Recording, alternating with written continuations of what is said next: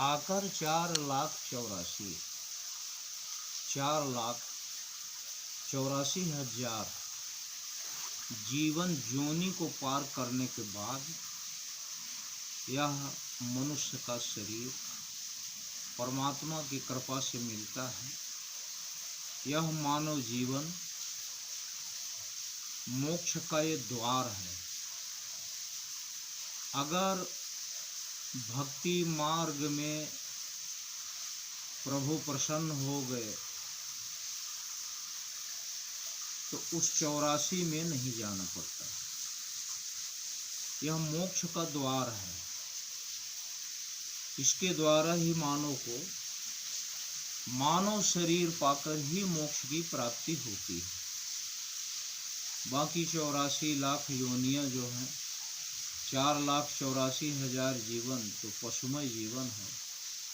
उसमें कुछ संख्या में स्थूल हैं, कुछ संख्या में जंगम हैं। तो स्थूल और जंगम दोनों को मिला के ही 4,84,000 होते हैं। लेकिन यह मानव का जीवन, भगवान राम भी नर के रूप में नारायण प्रकट हुए हैं, कृष्ण भी नर के रूप में नारायण प्रकट हुए हैं। ऐसा करके सब ऐतिहासिक देवों में देव महादेव, महादेव की तो लीला अलौकिक है। इस लोक के लिए भी परलोक के लिए भी इत्यादि सभी देवताओं को, हिंदू धर्म में जितने भी देव हैं, ये हिंदुस्तान और हिंदू नगरी ये देव नगरी है। यहाँ कण कण में रोम रोम में, हे रोम रोम में बसने वाले राम, जगत के स्वामी, हे अंतर्यामी, मैं तुझसे क्या मांगूं, मैं तुझसे क्या मांगूं। तेरी चरण की धूल जो पाए वह कंकड़ हीरा बन जाए। प्रभु आप पारसमणि हैं, आपके चरण में पड़ते ही पारस प्राप्त हो जाता है। और मैं ज़्यादा बढ़ के नहीं बोलना चाहता, लेकिन तपबल विष्णु करहि संहारा, तपबल विष्णु सदा बरियारा, तपते अगम न कछ संसारा, तपबल रचहि प्रपंच विधाता।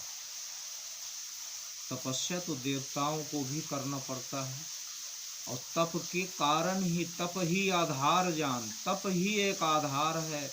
तपस्या ही से ही इनको शक्ति प्राप्त होती है।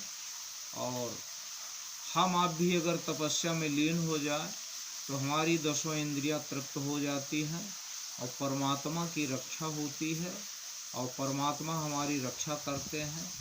और 3 लोक 14 भुवन में एको ब्रह्म द्वितीयो नास्ति, ईश्वर एक ही है, रूप सब उसी के हैं, रूप अनेक हैं। जाहि अनादि अखंड, जाहि अनादि अखंड, अभेदहि जाहि सुवेद बतामै, ताहि अहिर की छोकरिया छछिया भर छाछ पे नाच नचावे। परमात्मा तो प्रेम का प्यासा होता है। हमारे आपके अंदर अगर प्रेम है तो बिना कोई वस्तु के भी हम मानस पूजा कर सकते हैं।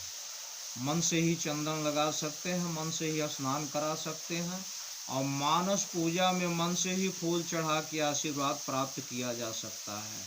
बोले दुर्गा महारानी की जय।